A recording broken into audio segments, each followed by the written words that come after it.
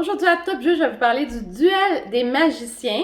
C'est un jeu de 2 à 6 joueurs pour nos 7 ans et plus. C'est un jeu de bataille, si on veut. C'est un jeu où on doit savoir compter. Je vous explique ça, je vous dis ce que j'en pense tout de suite après. Alors, le Duel de magiciens est un jeu de cartes, un jeu de bataille principalement, qui vient avec des cartes numérotées de 1 à 13. On a 2 cartes boules de cristal qui nous permettent de passer notre tour et on a 2 cartes joker qui nous permettent d'utiliser cette carte-ci comme une carte valant de 1 à 7.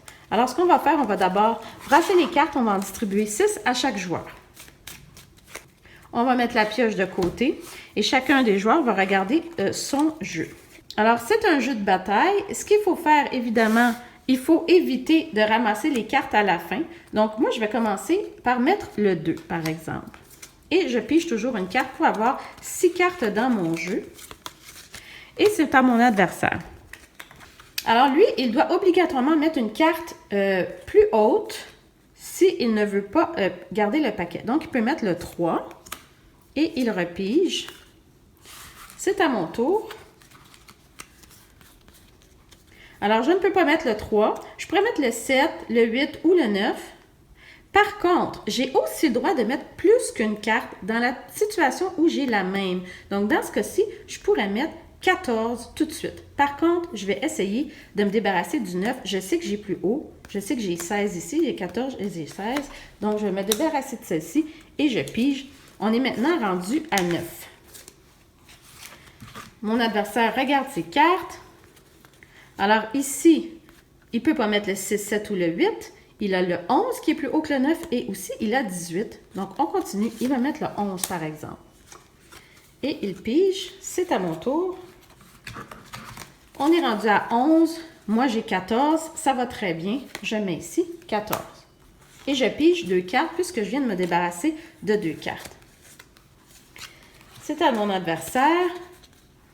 Alors lui, ce qu'il a est le plus gros chiffre qu'il a, c'est 18. Moi, je vais le mettre, je dis 18 et je pige 2 cartes. C'est à mon tour.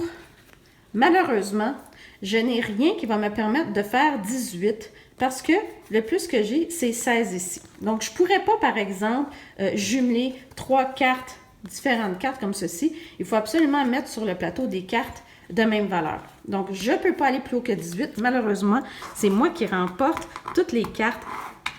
Alors, je vais les mettre de côté. C'est malheureusement des points qu'il va falloir que j'accumule à la fin et qui va valoir pour moi. Donc, vu que j'ai perdu cette manche, c'est à mon tour de rejouer.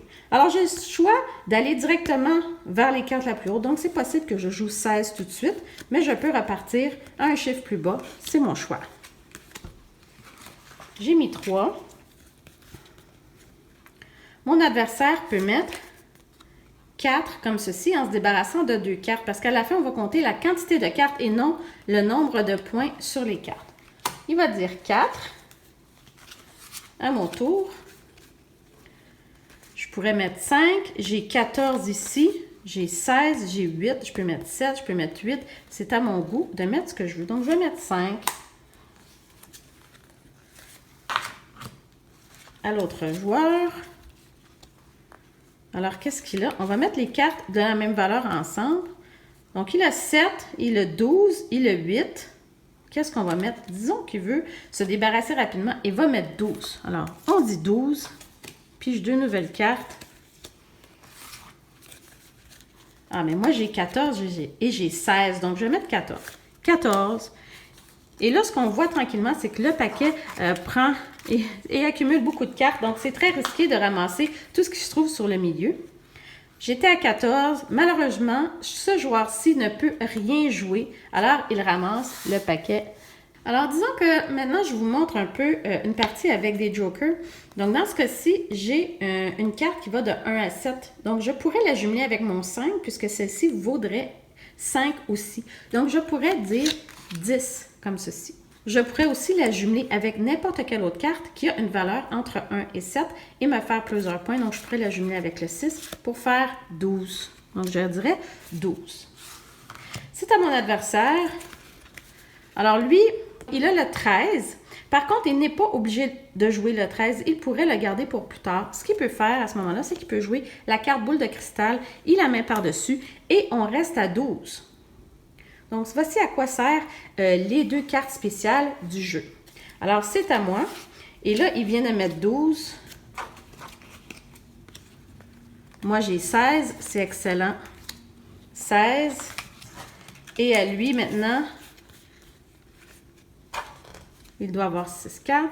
Il est chanceux, voyez-vous, il a été très chanceux. Il peut mettre ses 2 cartes 13 ensemble. Il est rendu à 26. Et là, c'est moi, malheureusement, qui ne se rend pas à 26, qui est obligé de prendre le paquet. Une fois que l'ensemble du paquet est terminé ou qu'on dit, par exemple, on va jouer 5 manches, ce qu'on fait à ce moment-là, chacun des joueurs va compter le nombre de cartes qu'il a été obligé. Donc, 1, 2, 3, 5, 6, 7, 8. J'ai 8 cartes et mon adversaire a 1, 2, 3, 4, 5, 6, 7, 8, 9. Donc, il a 9 cartes. Malheureusement pour lui, il est le perdant et j'ai gagné, ouf, de 1 carte. Alors, voici comment on joue au duel de magicien. Alors, ce que je pense de duel de magicien, en fait, c'est vraiment, vraiment le fun. Ça fait longtemps qu'on a ce jeu-là, puis ça doit faire 5-6 ans qu'on n'y a pas joué. Donc, il était dans le fin fond de ma bibliothèque. J'ai décidé de le ressortir. On a joué plusieurs petites parties. C'est très, très agréable. Donc, c'est un qu'on va garder, d'ailleurs. Ce que j'aime beaucoup, c'est le graphisme d'abord magnifique. Si on regarde la façon qu'ils ont fait les magiciens, c'est super le fun. C'est agréable pour les enfants d'avoir des belles cartes comme ça. Le fait qu'il y a une boule de cristal pour passer notre tour, c'est génial. Et puis oui, si on ne sait pas tout à fait compter, c'est pas très très grave. Je pense qu'on peut se débrouiller sans avoir à faire des doubles. Par contre, c'est facile pour certains enfants de dire 2 plus 2, 3 plus 3, 4 plus 4. On ne va pas très très loin. Je pense que le parent peut aider les enfants plus jeunes si c'est 9 plus 9 et qu'ils ont de la difficulté. Mais c'est un jeu qui est vraiment, vraiment le fun. On choisit, on a entre nos mains, donc petite variante de la bataille.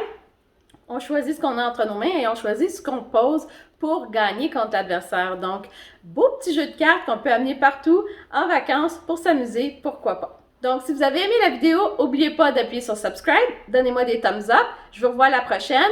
Puis, n'oubliez pas d'aller revoir ce qui s'en vient parce qu'il y en a beaucoup, beaucoup des jeux super géniaux qui s'en viennent pour vous. À la prochaine!